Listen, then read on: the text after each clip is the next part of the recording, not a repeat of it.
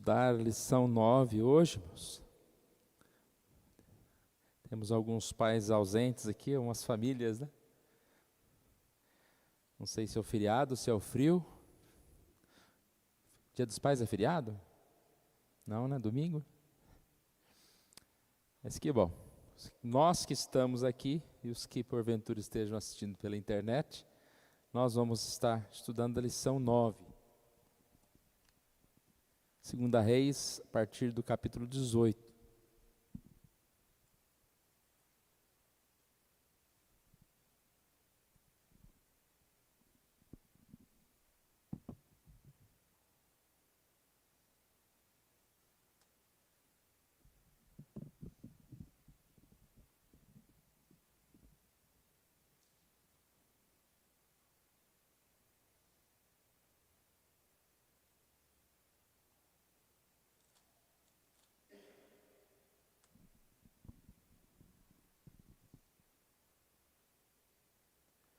Lição 9, Deus poderoso para curar.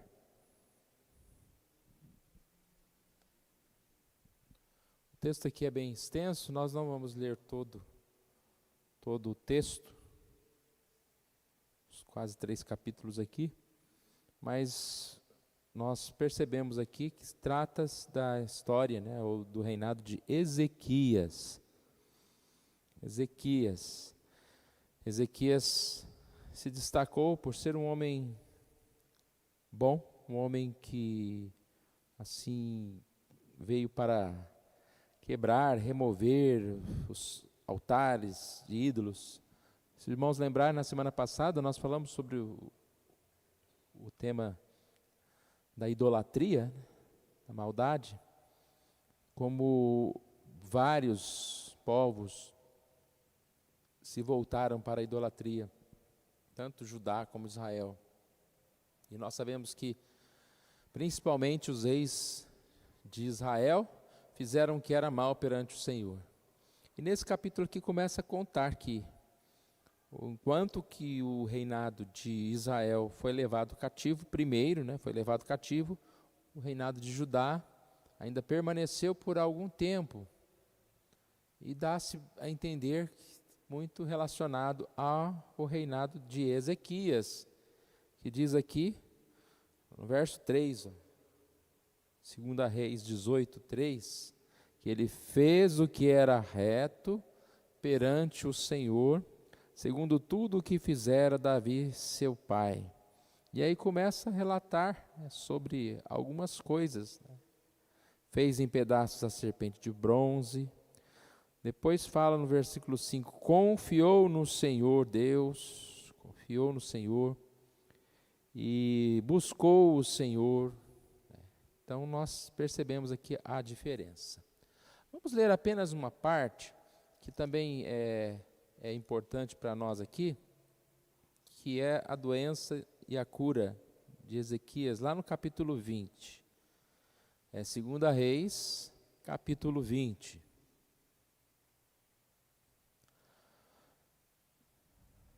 Vou fazer essa leitura a partir do verso 1 até o 11. 2 Reis, capítulo 20, de 1 a 11. Naqueles dias, Ezequias adoeceu de uma enfermidade mortal. Veio a ter com ele o profeta Isaías, filho de Amós, e lhe disse, assim diz o Senhor, põe ordem em tua casa, porque morrerás e não viverás. Então virou Ezequias o rosto para a parede e orou ao Senhor, dizendo, lembra-te, Senhor, peço-te de que andei diante de ti com fidelidade, com inteireza de coração, e fiz o que era reto aos teus olhos, e chorou muitíssimo. Antes de que Isaías tivesse saído da parte central da cidade, veio a ele a palavra do Senhor, dizendo, volta, e diz Ezequias, príncipe do meu povo, assim diz o Senhor, o Deus de Davi, teu pai, ouvi a tua oração e vi as tuas lágrimas, e eis que te curarei, ao terceiro dia subirás à casa do Senhor. Acrescentarei aos teus dias 15 anos, e das mãos do rei da Síria te livrarei.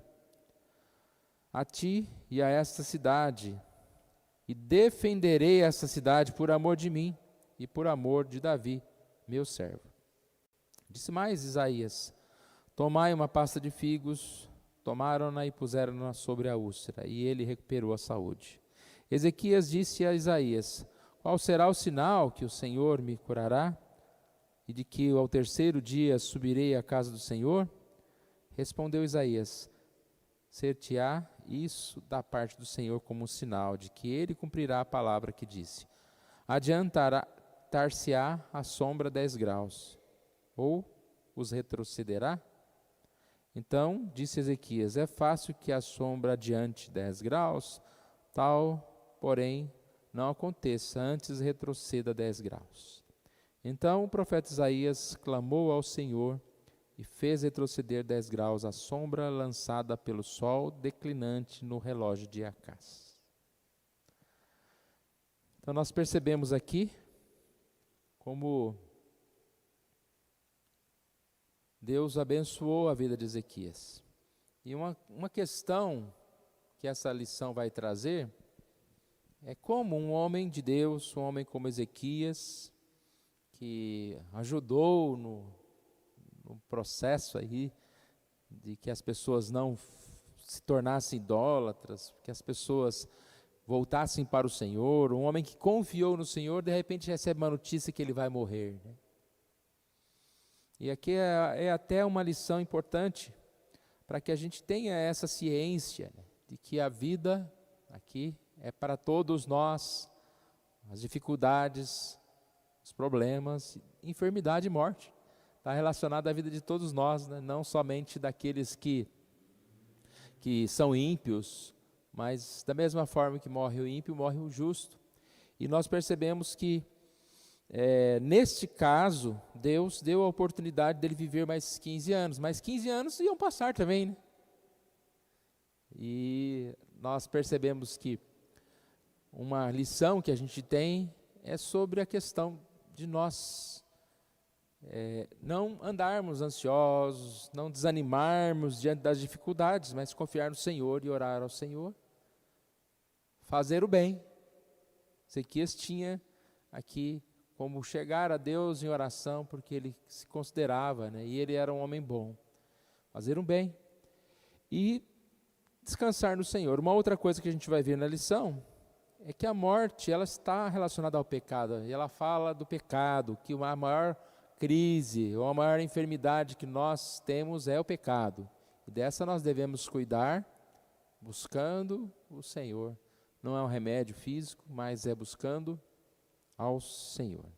Então vamos dar início aqui. São 9, Deus poderoso para curar. Texto básico, 2 Reis 18, 1 até 20 e 21. A introdução aqui, ela começa dizendo: Deus sempre curará, Deus pode curar,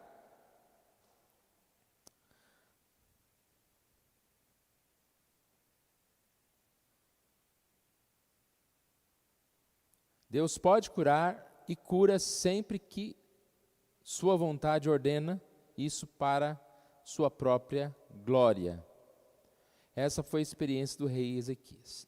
Então vamos lá. Na introdução, diz o seguinte: Deus sempre curará as doenças físicas de seus filhos? Sempre, ali é a resposta, né? Sempre que sua vontade ordena isso. E repare, a importância maior aqui é para a sua própria glória. Nesses textos que nós temos aqui, de 2 Reis, nós podemos ver aqui um Senaqueribe, um Rabsaque aqui, afrontando ao Senhor, né? E o Senhor, a partir de Ezequias, da história de vida dele, vai mostrar o seu poder. Assim, é um testemunho, né? Então nós percebemos que Deus cura no momento certo. Essa revista aqui já é das atuais, né? E está citando aqui, vivemos essa realidade ao longo da pandemia da Covid-19, né? Alguns irmãos piedosos morreram ou seja, não escolhia, né? Não era a religião da pessoa. Um ficava doente, o outro não, e assim Deus permitiu que isso acontecesse. E na experiência do rei Ezequias, ele também ficou enfermo. Começou a reinar reagindo à idolatria de seu pai Acás e conduziu extensa reforma religiosa. Aqui diz que talvez por ele ver o Israel sendo conquistado pela Síria, ele percebendo que isso era por causa da desobediência, principalmente, né, por causa da desobediência, ele busca fazer o que era reto perante o Senhor, que é o versículo 3 que nós lemos aqui, 2 Reis 18, estava disposto a fazer o que era reto perante o Senhor, removendo altares e ídolos, e derrubou a Neustã, a serpente do deserto. A história dessa serpente do deserto está lá em Números 21, 4-9, né? Nós sabemos da história, o povo pecou, e eles clamaram, e aí o Senhor levantou essa serpente, mas não era para se tornar um objeto de idolatria, era para representar, né, aquele momento deles se arrependendo, deles olhando para a serpente, como se olhasse para Cristo. Mas eles começaram a adorar a tal da serpente lá, e assim ela foi destruída. Ou seja, ele confiou no Senhor, ele buscou o Senhor, se apegou ao Senhor, são vários termos que estão aqui, né, e nos remetem a essa mesma questão, né, irmãos? Quando nós olhamos o pecado dos outros, nós não apenas devemos ficar, digamos assim, indignados, ou ficar assim pensando como que aquelas pessoas fazem essas coisas erradas. Nós devemos olhar para nós mesmos, porque nós podemos estar fazendo coisas bem parecidas. E nós, quando olhamos para as consequências do pecado na vida dos outros, nós não devemos simplesmente olhar e dizer, olha lá, ele fez por merecer, mas olhar para nós mesmos. Se nós não mudarmos a nossa atitude, talvez nós vamos chegar à mesma questão. Muita gente, para pecar ou para desviar do caminho, ele olha para aquele que tentou ou desviou e aparentemente foi bem sucedido, né? Um fumante fala, outro fulano lá fumou até 90 e tantos anos e nunca morreu, né? Então ele vai olhar para esse, mas ele deveria olhar para aquele que ficou doente, jovem ainda, por causa do vício, e assim por diante, né? Nós devemos olhar e devemos buscar ao Senhor. O tema aqui, santidade, está relacionado a essa confiança, a esse apego ao Senhor. Aqui é uma citação do Salmo 25:14, que diz que a intimidade do Senhor é para os que o temem, aos quais Ele dará a conhecer a sua aliança. Ou seja, a intimidade está relacionada a nós buscarmos o Senhor, seguirmos o caminho do Senhor, pensando sabiamente, não como as pessoas e as culturas do mundo. Isso foi bem explicado na lição da semana passada, em relação à cultura, em relação à vida do ímpio, em relação de tantas coisas, das consequências que essas pessoas têm. E a questão maior é exatamente a insensibilidade que vai se tornando cada vez grande, maior, em relação ao pecado, em relação às coisas erradas. Nós vamos nos tornando insensíveis, nós vamos achando que está tudo bem e vamos nos afastando de Deus. Mas Ezequias foi obediente ao Senhor, ele confiava no Senhor. 2 Crônicas 32:8 diz aqui, com ele está o braço de carne, mas conosco o Senhor nosso Deus, para nos ajudar e para guerrear nossas guerras. E é esse o sentimento que nós devemos ter. Está no Senhor. Agora há pouco eu estava falando, né, do nosso Pai, que nos sustenta em todos os momentos. A confiança que nós temos precisa estar no Senhor, precisa estar nos recursos do Senhor e não nos nossos próprios recursos. E isso muda tudo, porque se nós olharmos para os nossos recursos, em um momento a gente vai falar, não, está suficiente, eu vou dar conta. Mas em outro momento nós vamos olhar e vamos pensar, é impossível, não há como vencer. E nós, olhando para o Senhor, nós vamos sempre ter a sensação de, nós vamos dar conta, eu vou conseguir, porque eu confio no Senhor. Até mesmo esses recursos que eu acho que eu tenho, pode vir a faltar, mas eu confio no Senhor e Ele vai guerrear as nossas guerras, ou a minha guerra. Aqui diz que Ezequias adoeceu, vai voltar a repetir isso no tópico mais à frente, né? E dessa forma, né, parece, como eu disse lá no início, parece irônico, parece que não deveria acontecer assim, mas Deus sabe das coisas. Deus sabe a forma necessária dos acontecimentos. É sempre um mistério, né? Os acontecimentos são sempre para o mistério.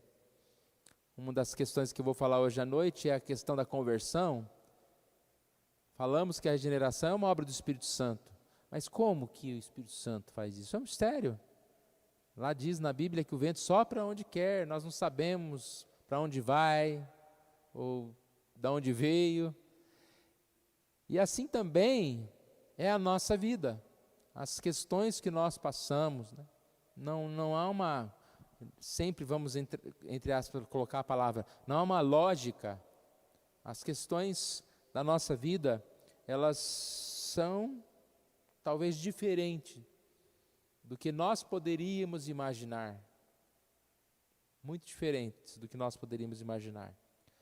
E aqui ele cita vários exemplos, né? Estamos na introdução ainda da lição. Aqui cita vários exemplos. Além de Ezequias, Abraão e Sara, por exemplo, tiveram um filho nas condições milagrosas, a gente sabe da história lá, né? Depois de avançada idade, aí de repente o Senhor fala, olha, eu quero o seu filho para ser sacrificado. Como entender isso? Mas nós sabemos que depois o Senhor, assim, vendo aquele homem, a fé de Abraão, e assim tendo como propósito a sequência da vida, né? não matou o filho, né? O Isaac. Asaf é um exemplo aqui, quando foi, digamos assim, atormentado com a sua condição, comparando-se aos ímpios, ele deve ter começado a dizer, olha, eu sou um líder principal, instrumentista aqui, importante, só sirvo ao Senhor, não cometo pecado, sou temente ao Senhor, e estou com dificuldades, enquanto ímpios prosperam. Quantas vezes, talvez, quantas vezes isso passou pela nossa mente, porque eu estou passando por determinada dificuldade, se eu estou buscando ao Senhor, ou por que minha vida não é melhor, se eu estou buscando ao Senhor. Mas Asaf teve como resposta que ele deveria se contentar, que ele deveria entender que os ímpios têm o seu momento de glória, mas é só aquilo. Depois, o fim deles é a perdição. E Asaf deveria entender que a vida dele era daquela forma mesmo. Ezequias, gravemente enfermo, poderia perguntar, por que, Senhor? E é uma pergunta, né? Por que morrem aqueles que mais merecem viver? Mas Deus cura a nossa doença maior, que é o que está dito aqui. A questão maior não é se nós vamos ficar doentes. Isso, uma hora nós vamos ficar doentes, uma hora nós vamos morrer. A questão maior é a cura que nós precisamos. A mais importante cura que nós precisamos não é a cura física, é a cura espiritual. Em muitos momentos, como foi com Ezequias, nós vamos enfrentar dificuldades, enfermidades e vamos ser curados. Mas em outros não. Agora, a cura espiritual, essa é a que garante a nossa paz, mesmo no momento da enfermidade, né? Hein, Jacira, não foi combinada essa lição aqui não, né? Tô olhando para ela que ela veio, né? Mas é bem isso, não é? A verdade? A cura principal a gente tem. E isso que a gente precisa. Enquanto nós estamos vivos, buscar e encontrar com o Senhor. E a gente não sabe mesmo o dia de amanhã. A gente faz planos para tão longe, e nós não sabemos o dia de amanhã. Por isso nós precisamos estar preparados hoje. Preparados o quê? Com dinheiro no banco? Com algumas coisas, né, na nossa casa, não, preparados espiritualmente, porque as demais coisas vão passando mesmo. Olha o que diz aqui então, que todas as coisas cooperam para o bem daqueles que amam a Deus. É um texto que a gente decora, né? Parece que é repetitivo, mas ele sempre tem uma lição para nós. E realmente todas as coisas cooperam para o bem, fazem parte da nossa formação, da nossa vida. E quando falamos todas as coisas, não é aquela ideia, não, tudo vai cooperar para o bem, todas as portas vão se abrir. Eu passo e tudo vai acontecer, e não vai haver mais dificuldade. Pelo contrário, ele está dizendo que todas as coisas, isso incluindo as coisas ruins, cooperam para o nosso bem. Então, aquela dificuldade, aquela dúvida, aquela enfermidade, a nossa formação vem daí. Um vaso, para ser moldado, ele precisa ser amassado, ele precisa ser modelado, para que ele fique bonito, para que ele se torne um vaso perfeito. E assim é a nossa vida, dia após dia. Todas as coisas cooperam para aqueles que amam a Deus, para aqueles que são chamados segundo o seu propósito. Nem a morte, nem a vida, nem as coisas do presente, nem do porvir poderá separar-nos do amor de Deus que está em Cristo Jesus nosso Senhor. Aqui é Romanos 8, 38 e 39, que as dificuldades, elas não vão nos impedir de ser de Deus, de servir a Deus. Pelo contrário, elas vão nos aproximar de Deus. Elas não vão nos separar. E aqui diz separar-nos do amor. Ou seja, quando eu estou passando por dificuldade, é porque Jesus não me ama, é porque Deus não me ama, é porque Ele está me castigando. Não, Ele não está nos castigando, Ele está nos moldando, Ele está nos corrigindo como um pai, que a palavra castigo, ela tem uma ideia do que acontece com o ímpio. Esse é castigado, é aquele que vai posto na cadeia ali para sofrer. Não, nós somos educados, disciplinados pelo Senhor, para que a gente possa fazer o melhor, para que a gente possa servir mais a Deus. Isso não prova que Deus não nos ama, pelo contrário, que Ele nos ama muito mais, muito, muito mais. Só são 2 tópicos, e o primeiro tópico então diz: Deus cura nossa maior doença. O início do tópico aqui diz que pensamos que nossos problemas diários ou nossas doenças físicas são as dificuldades mais aterrorizantes que enfrentamos. É interessante isso. O que está te levando à ansiedade? O que está te levando à preocupação? Repare que na maioria das vezes são coisas desse mundo. É uma conta, é um problema que você tem, é uma enfermidade de um filho, ou qualquer coisa desse mundo, dificuldades. E aqui fala o diagnóstico, né? Recebeu lá um diagnóstico diferente, ou uma conta vencida, ou uma perseguição. Você já reparou como nós temos dificuldades com alguém, essa palavra perseguição é até forte, como alguém que se opõe a nós. Não precisa ser uma oposição enorme, não. Eu já vi discussões, até parece, né? Que é só dos outros, né? Eu já fiz também, as minhas eu não vou contar não, mas eu já vi discussões que assim você fala, isso não é possível que aconteceu. Pus um copo de água aqui, o outro põe aqui. Não, é aqui. Eu já vi uma discussão dessa com uma mesa. Um grupo de louvor tocava numa igreja, e aí tinha uma mesa aqui, sabe? Então o grupo tocava meio para cá, ou 2 de cá, 2 de lá. E aí eles resolveram colocar a mesa para baixo, e para ficar aqui o grupo aqui. E veio alguém que falou que não pode, mas imagina, né? Não vou citar nomes assim, nem funções, né? Falar que veio um presbítero, não vou fazer essas coisas não. Veio alguém e colocou a mesa para cima. O rapaz simplesmente deixou o instrumento e foi embora. Não tocou no louvor. Então a gente fala que o outro está, mas a gente é desse jeitinho, a gente fica incomodado com coisas assim pequenas, com a oposição do outro, com a oposição, e quando alguém fala alguma coisa que a gente não agrada? A gente tem que tomar cuidado com as nossas palavras, porque às vezes a gente tanto com palavras boas que a gente pode levar alguém para o bem, como palavras ruins que você pode desanimar a pessoa. Vou citar um exemplo. Alguém fala, nossa, você está tocando bem. Você fala, nossa, tem que estudar então, né? Não é? Te leva a estudar mais. Alguém chega e fala, nossa, mas por que você não desiste? Você não vai dar certo. Está muito ruim. O que você vai fazer? Nunca mais vai querer ver um instrumento. Eu usava aquelas camisa de caminhada. E eu tenho uma amarela, sabe aqueles amarelos assim? Um dia passou um senhor de bicicleta por mim e falou assim, aonde que apaga a luz aí? Eu fiquei olhando, né, para ele, o que apaga a luz? Aí ele viu que eu não tinha entendido. Essa camisa aí, que tá acesa, né? Nunca mais usei a camisa amarela. E agora eu fico pensando, já pensou? Eu andar aquela camisa amarela, vão achar que eu estou aceso na rua.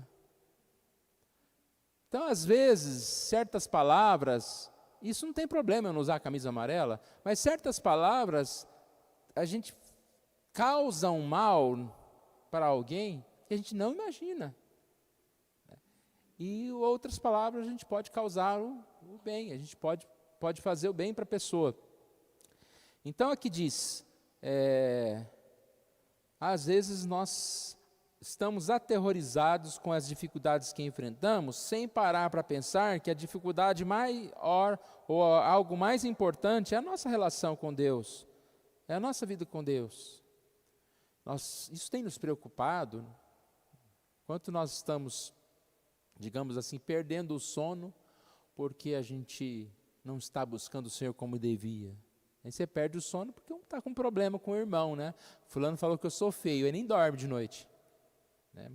Mas é verdade, né? Mas não dorme de noite, porque não precisava falar também, né?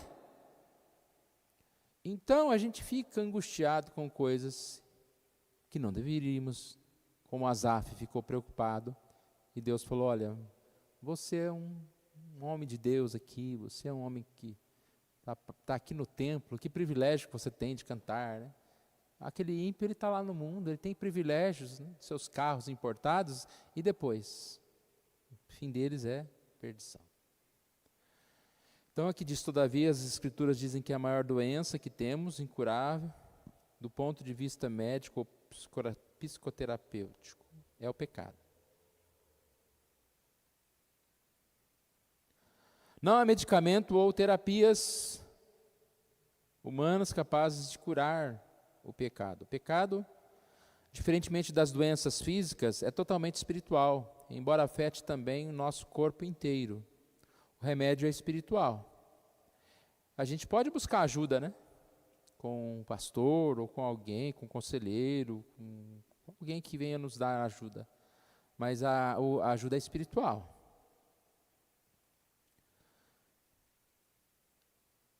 O remédio não pode ser adquirido, como se compra um medicamento na farmácia, mas o remédio contra o pecado nos é oferecido gratuitamente e aplicado diretamente ao nosso coração.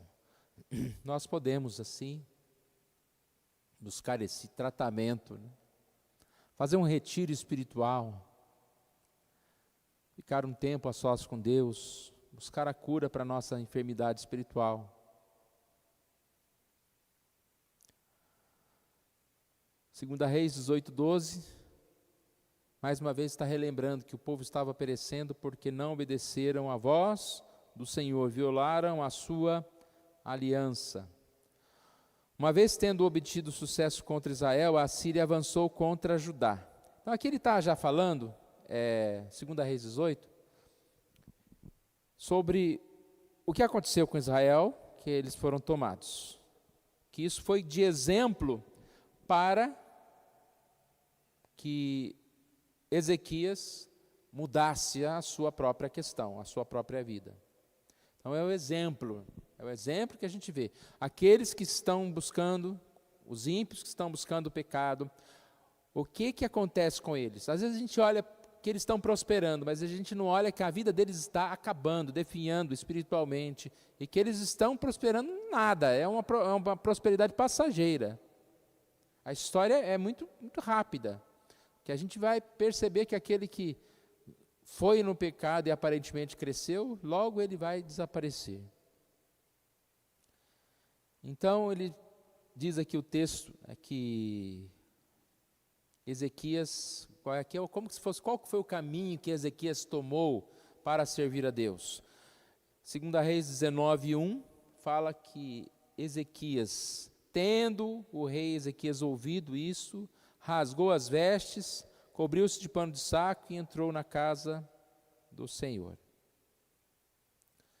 Aqui está a respeito à ameaça, do Rabsaque, que está afrontando Ezequias. Olha aqui no 18:28. Então Rabsaque se pôs em pé e clamou em alta voz em judaico e disse: ouvi as palavras do sumo rei, do rei da Síria. Assim diz o rei: não vos engane, Ezequias, porque não vos poderá livrar da sua mão. Então, o tal do Rabsaque aqui, ele está dizendo que para os soldados, ou para as pessoas que eram lideradas por Ezequias, que não confiassem nele, que ele não poderia livrar. E ele começa a dizer: não deis ouvido, olha o verso 31, não deis ouvidos a Ezequias. E aí ele vai contar aqui, olha, nenhuma outra nação pode contra esses reis, contra os seus inimigos, não é vocês que vão conseguir. Mais uma vez no 32, lá no final, ele diz: não deis ouvidos a Ezequias, porque vos engana dizendo: o Senhor vos livrará. Mas o povo não deu ouvido ao Rabsaque aqui. Olha o verso 36. Calou-se, pois, o povo e não lhe respondeu palavra, porque assim lhe havia ordenado o rei. Não lhe respondereis. Agora você imagine Ezequias numa hora dessa. Ele falou para o povo que poderiam confiar que o Senhor ia dar a vitória. E aí vem, vamos dizer aqui, o rei, o Rabsaque aqui, confrontar, quase que dá uma oportunidade, se entregue, é melhor, e aí eu vou dar um jeito para vocês aqui, mas não confia no Ezequias. E o povo confiou. E agora o povo confiou. Agora ele tem que oferecer a vitória, Então, nesse contexto, que é o capítulo 19, verso 1, diz: tendo o rei Ezequias ouvido isso, rasgou as vestes, cobriu-se de pano de saco, entrou na casa do Senhor. Ou seja, ele está aqui se humilhando diante do Senhor. Rasgar as vestes, cobrir de pano de saco, entrar na casa do Senhor, significa arrepender-se, depositar total confiança no único e verdadeiro Deus. Então Ezequias sabia que só o Senhor poderia livrá-los, que o perigo era realmente grande. E ele buscou o Senhor diante dessa ameaça, ele colocou-se diante do Senhor, ouviu o Senhor, não ouviu o seu próprio coração ou qualquer outro conselho. Se ele ouvisse o seu próprio coração, se ele ouvisse os conselhos, se ele ouvisse a estatística lógica, ele não teria essa confiança.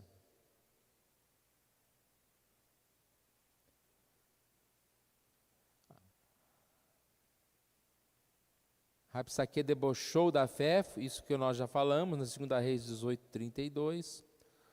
E Ezequias aqui continua firme. Versículo 2 aqui, 19, 2 Reis 19:2. Então enviou a Eliaquim, o mordomo, a Sebna, o escrivão e os anciãos dos sacerdotes, cobertos de pano de saco, ao profeta Isaías, filho de Amós. Então Ezequias demonstra essa piedade, demonstra que ele confiava em Deus, mesmo sem esses recursos todos. 2 Reis 19, 6 e 7 agora. Isaías lhes disse: dizei isto a vosso Senhor. Assim diz o Senhor: não temas por causa das palavras que ouvistes, com as quais os servos do rei da Síria blasfemaram contra mim. Eis que meterei nele um espírito, e ele, ao ouvir certo rumor, voltará para a sua terra, e nela eu o farei cair morto à espada. Essa foi a resposta do Senhor. Ezequias consultar Isaías é como se ele estivesse consultando o Senhor. Então Isaías traz a mensagem do Senhor, dizendo: não temas, eu vou te dar a vitória. E aqui mais um momento de confiança, né? Porque você tem um momento de confiança quando você ainda nem colocou diante do Senhor o seu problema. Aí você coloca diante do Senhor o seu problema, você recebe essa resposta: confie, não temas. Mas ainda não tinha acontecido. Mas ele já aqui está confiante no Senhor. É assim a nossa vida, irmãos. Nós precisamos confiar, entregar os nossos problemas, nossas dificuldades diante do Senhor. E essa paz de Deus vem sobre nós mesmo, e muitas vezes mesmo antes de que os problemas sejam solucionados. Sabemos que de alguma forma Deus vai nos dar a solução. Porque se a gente esperar ter paz só quando os nossos problemas estiverem solucionados, quando é que nós vamos ter paz? Porque se acaba um problema, aparece dois, né? Aparece outro.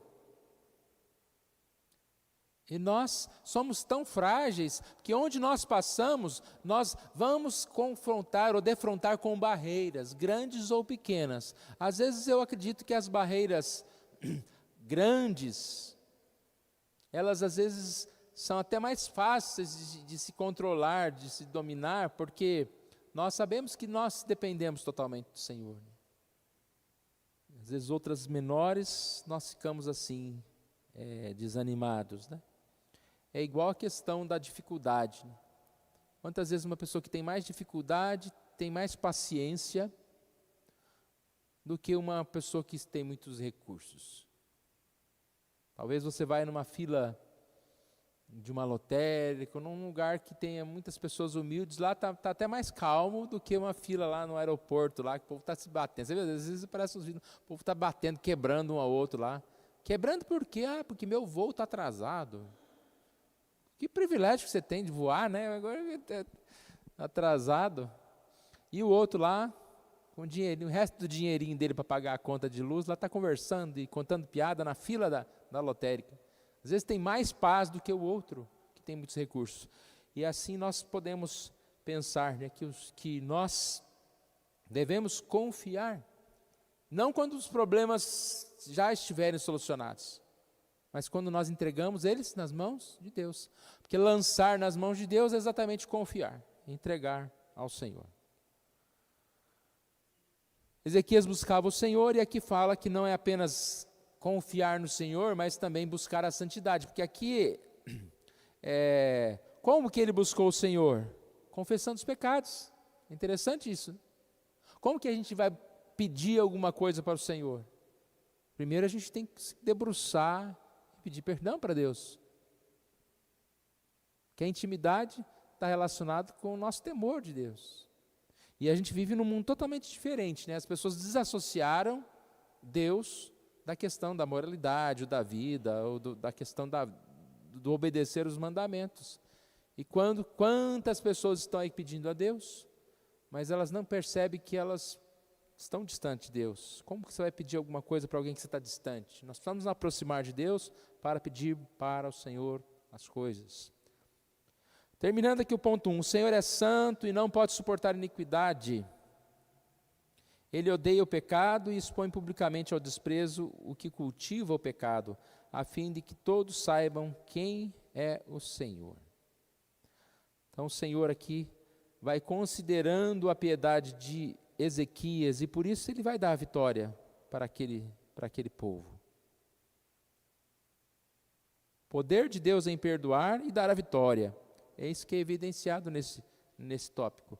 Porque nós falamos que Israel foi cativo por causa da maldade, mas Judá também era um povo que tinha maldade. Mas diferentemente de Israel, Judá está buscando arrependimento nesse momento, e serão poupados por mais um tempo, né? Porque depois eles também serão levados cativos. Senaqueribe afrontou o santo de Israel e recebeu a devida punição por ser seu pecado sendo derrotado e mais tarde assassinado. Recebe punição por seu pecado, sendo derrotado e mais tarde assassinado.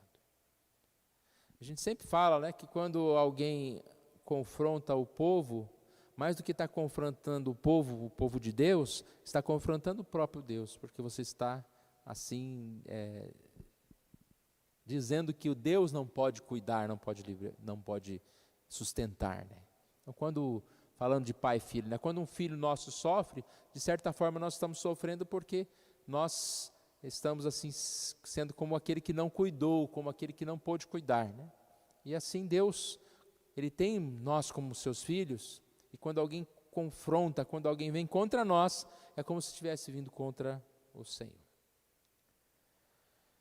Então, primeiro tópico, Deus cura nossa maior doença. Devemos lembrar dessa necessidade, né, de estarmos sempre no caminho do Senhor.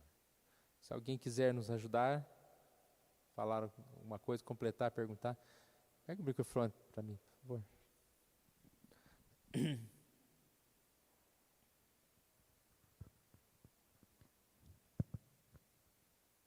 Essa lição ela é bastante dinâmica, aparece muitos personagens aqui nessa lição. Mas dois personagens centrais, que é o rei Senaqueribe e Ezequias. O Senaqueribe, a lição trata ele como um rei terrível, né? Perseguidor, ele invadiu terras, conquistou terras, tomou terras, fez o povo realmente sofrer ali naquela região, e era um homem totalmente distante de Deus. Por outro lado, nós temos um outro personagem, que é Ezequias, que começa a governar muito jovem, com 25 anos, e ele sucede o seu pai, Acás, que foi um rei terrível também, e ele, com 25 anos, muito jovem, ele tem uma postura totalmente diferente, ele é temente a Deus. E ali ele começa a fazer uma reforma religiosa, aonde ele entende que para ele ser bem sucedido, ele precisava colocar a sua obediência em Deus. E ele começa a reinar. O meu ponto aqui é que, muitas vezes, por mais temente a Deus, por mais que a gente siga os caminhos de Deus, nós não estaremos livres dos desafios da nossa vida. Desafios financeiros, desafios com enfermidade, desavenças por algum determinado motivo, perda de um ente querido, perda de emprego. Ezequias, ele foi um homem temente a Deus e ele se colocou para servir a Deus. A lição fala que ele foi piedoso e a sua postura era de servir a Deus. O meu ponto aqui é que a gente tem que entender bem essa questão a lição trata disso, a questão da graça comum e da graça especial. A graça comum é o que estava acontecendo com Senaqueribe, um rei forte, um rei poderoso, inicialmente um rei onde tudo ele tinha, não é? E Ezequias lutando ali com a força de Deus. Então, a graça comum, aparentemente todos podem usufruir, né? Uma pessoa pode ter uma saúde para o resto da vida, uma pessoa pode ser muito bem sucedida, ela vai participar da graça comum. E a graça especial está naquilo que o Senhor trouxe, né? Que é a obediência a Deus, é a cura e a salvação, que é um remédio que nós não vamos encontrar. Você pode ter o maior dinheiro que você tiver, mas esse remédio você não vai encontrar na farmácia, que é a salvação, que é a graça especial através da vida de Cristo. Então eu queria contribuir dessa maneira, que mesmo nós servindo, se colocando na presença de Deus para vivermos, nós vamos ter muitos desafios na nossa vida, assim como teve o rei Ezequias, né? E muitos mistérios, né? Às vezes nós queremos compreender. Acho que eu falei algumas semanas atrás, né? A gente sempre pergunta o porquê, né? E nós temos que confiar, no lugar de perguntar, né? De questionar, confiar. Com certeza, sabendo que no lado cristão as coisas cooperam para o bem, e no lado não cristão é castigo mesmo, né? Para aqueles que desobedecem a Deus. O ponto 2 aqui vai falar um pouquinho dessa doença de Ezequias. Deus nos capacita nos sofrimentos. Então tudo parecia bem, vitórias, e de repente enfermidade. Ezequias adoeceu de uma enfermidade mortal. Que palavra que ele recebeu, né? Olha aqui, 2 Reis 20, verso 1. Põe em ordem a tua casa, porque morrerás e não viverás. Põe em ordem a tua casa, né? É o versículo 1, o final do versículo 1. Põe em ordem a tua casa, porque morrerás e não viverás. Você pensa, né? Quantas vezes, quando está dando tudo certo, aí você fala, não, agora é só manter. Mas não é assim que as coisas funcionam. Mesmo em momentos que aparentemente nada pode dar errado, as coisas podem piorar, né? E aqui é o que a gente viu, né? Ezequias, e logo vem a pergunta, por quê? Por quê? Por que, Senhor? Como a gente pode perguntar, né? Por que, Senhor, agora que nós estamos bem, agora que está tudo acontecendo bem, né? Vem uma enfermidade, vem uma crise financeira. A pandemia mesmo é um porquê que a gente nunca vai, assim, de certa forma, ter uma resposta completa, né? Porque, de repente, vem uma enfermidade sobre todos e faz com que muita coisa pare, né? E mesmo depois que agora voltou tudo, vamos chamar de ao normal, né? Aparentemente, a gente não vê tanto fruto, né?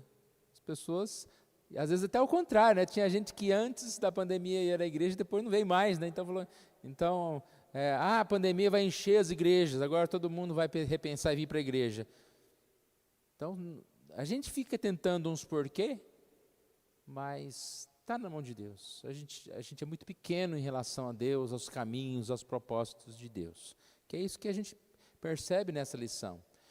O importante é que Deus nos capacita a sustentar as adversidades. Ele não vai explicar e Ele não vai resolver todos os problemas da nossa vida, como foi dito agora há pouco também. Mas Ele vai nos capacitar para podermos ser fortalecidos. Um porquê está bem aqui, ó. Porque nós vivemos num mundo caído. Porque nós vivemos num mundo de pecado. Como explicar o sofrimento? Qual é a causa do sofrimento? É Deus? Não, é o pecado. O pecado trouxe desordem, desordem traz sofrimento. Então, é uma resposta que deveríamos assim nos convencer, né? João 16:33, lá diz que o Senhor nos advertiu que teríamos muitas aflições, né? Tem de bom ânimo, vocês vão sofrer aflições. Mais um texto aqui de Atos 14:22, diz que através de muitas tribulações nos importa entrar no reino de Deus. Então aqui é um tema, esse tópico 2, ele é aquela lição do sofrimento, a lição do sofrimento, ou seja, que as provações vão nos aproximar de Deus com certeza. Ninguém quer passar por dificuldades, mas elas vão nos aproximar, vão nos levar à intimidade com Deus. 2 Coríntios 1:5, assim como os sofrimentos de Cristo se manifestam em grande medida a nosso favor, assim também a nossa consolação transborda por meio de Cristo. Então, se há sofrimento, há consolação. Isso é muito importante. Nós não vamos passar só pelo sofrimento. Nós seremos consolados. Já o ímpio não. O ímpio, ele entra em desespero, ele até deve entrar em desespero mesmo, porque qual consolo que o ímpio tem? Mas nós temos o consolo na hora da dificuldade. Nós vamos receber o consolo. Bons e maus participam igualmente das misérias dessa vida, né? Tanto os ímpios como os justos passam por dificuldades. A diferença é o resultado, né? No caso do homem sem Deus, ele recebe maldição. Senaqueribe recebeu maldição, Ezequias recebeu o conforto diante das dificuldades que ele enfrentou. Mas antes de receber o conforto, o que Ezequias fez depois dessa notícia? Põe ordem à tua casa, porque certamente morrerás e não viverás. Bom, ele respondeu a essa notícia da seguinte forma: virou o rosto para a parede e orou ao Senhor, dizendo: lembra-te, Senhor, peço-te que andei diante de ti com fidelidade, com inteireza de coração, e fiz o que era reto aos teus olhos. E chorou muitíssimo. Mais uma vez ele entra em lamento, em choro, clamando ao Senhor. E ele tem uma palavra aqui que nem sempre nós temos, né, irmãos? No momento da dificuldade, às vezes a palavra que mais vem na nossa mente é misericórdia, Senhor, porque eu não mereço, né? Mas ele consegue colocar: lembra-te, Senhor, que eu estava buscando o Senhor, estou buscando o Senhor. Lembra-te de mim. Ezequias não pediu para não morrer. Eu achei interessante isso, porque todas as vezes que eu li esse texto, eu considerei essa frase aqui como um pedido para não morrer. E a lição falou que ele não pediu. Então aqui ele diz o seguinte: lembra-te, Senhor. Oi.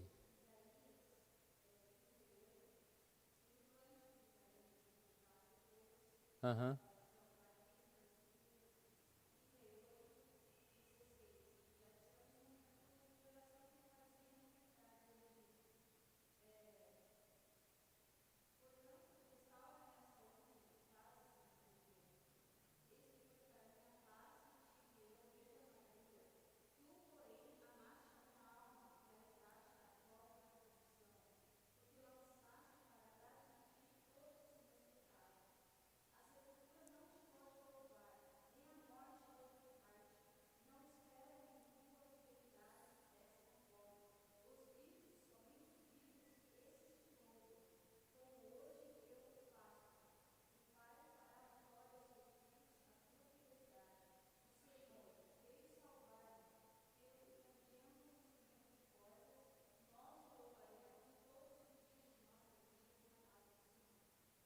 Então, ao mesmo tempo que ele pode estar pedindo a cura, mas a ideia é que ele estava meio que pedindo também a questão da vida eterna, de estar com Deus, que a cura real, irmãos, ela vem com a vida eterna, né?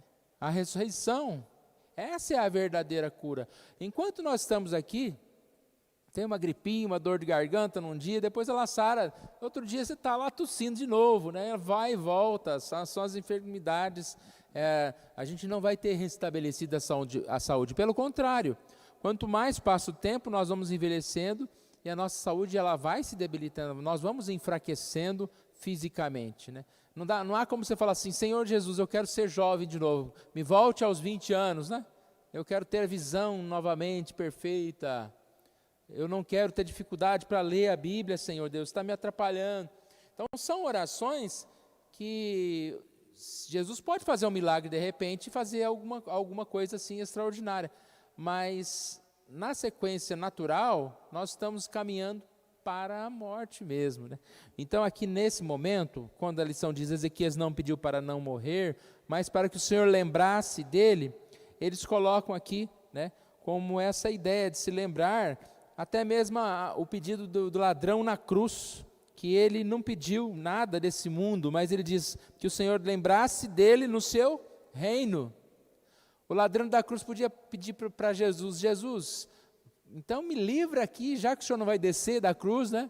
Me livra dessa cruz, o Senhor tem poder para fazer um milagre e curar a minha vida, e eu descer da cruz aqui, sair livre. Ele não pediu para aquela terra. Ele pediu para quando entrarmos no paraíso. Então pode ser sim que Ezequias está mais espiritualmente pedindo aqui do que outra coisa. E foi assim atendido com 15 anos a mais de vida para ele, né? Ele teve esta graça aqui de ter sido atendido diante do seu pedido aqui, né? A infinita e persistente graça do Senhor nos capacita diante dos sofrimentos que nós vemos no mundo caído, isso nós já falamos. E somos assim, sabemos que somos de Deus e que o mundo inteiro jaz no maligno. O Senhor nos advertiu que nós teríamos essas dificuldades aí e com certeza, mesmo assim, né, nós podemos vencer. Enquanto que o ímpio cai porque ele anda por caminhos distantes. Conclusão. Os livros dos reis nos ensinam que o Senhor cura nossa enfermidade, pecado. Também nos ensina que o Senhor nos concede graça para enfrentarmos as mais terríveis notícias e nos fortalece a fim de permanecermos firmes nele. Então é essa graça de Deus que nos salva, que nos capacita. Do início ao fim, somos salvos e sustentados pela infinita e suficiente graça de Deus.